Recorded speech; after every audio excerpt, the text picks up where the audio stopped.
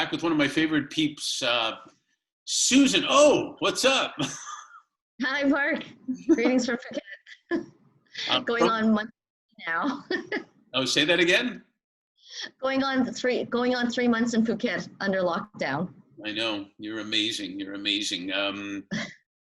But like you said, I guess July 31st, you'll have to decide. But that's another topic. So here, I'm here to ask you one of my favorite questions. Influencers come in all sizes, shapes, languages, cultures. Some last a moment in time, some are for a long time. Talk to me a little bit about 1, 2, 3 people that have been influencers in your life. Okay.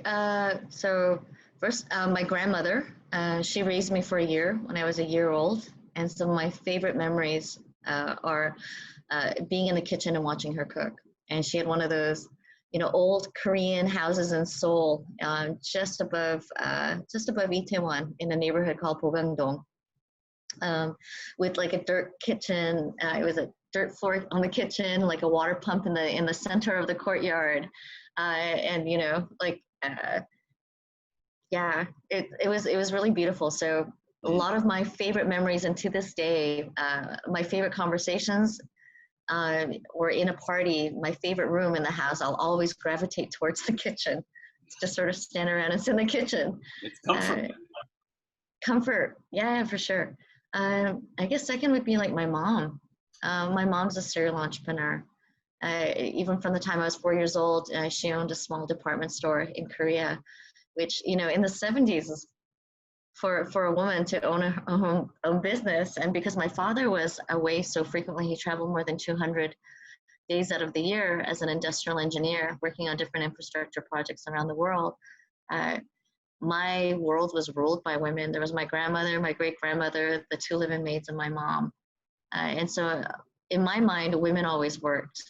In my mind, women always had their other life and other world, because she would go, and then when she came back, it would be amazing. It'd be like Christmas all over again. She'd have treats, and we'd sit on her lap and get caught up on the day. That's cool. So That's really yeah. cool. And I'm just trying to think of the third. There's so many people. Yeah, it's kind of like an amalgam, right? Because once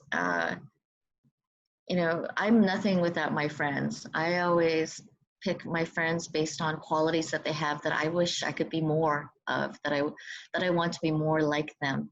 So whether they're funnier, they're kinder, or they're smarter at specific things, or they just know so much more about topics that I feel passionate about. It's almost like, it's like, show me, teach me how to be more like you.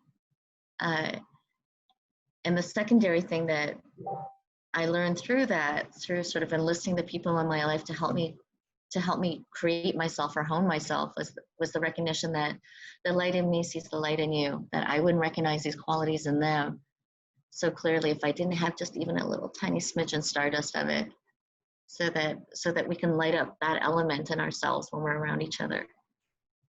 Yeah, I'm really glad you shared that. That's so lovely, actually, because influencers, can be continual like that, and people should be open to being influenced and look to influence in the way you said. So that was pretty beautiful.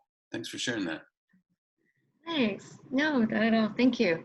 I mean, I know I'm in the wrong room if I'm not the dumbest guy in the room. I like being the dumbest person in the room and just soaking in what I can see and what I can, I guess, appropriate. I can't imagine, though, you being the dumbest person in any room, but I understand what you're saying. We're all gifted learning disabled in our own particular way, right? That I can relate to. Gifted learning disabled. Once I learned that term, like my entire self-reflection completely opened up. I'm like, yes, gifted learning disabled. Well, thanks for being you and influencing me. And so I really appreciate you sharing all that. Thank you so much for asking such beautiful questions.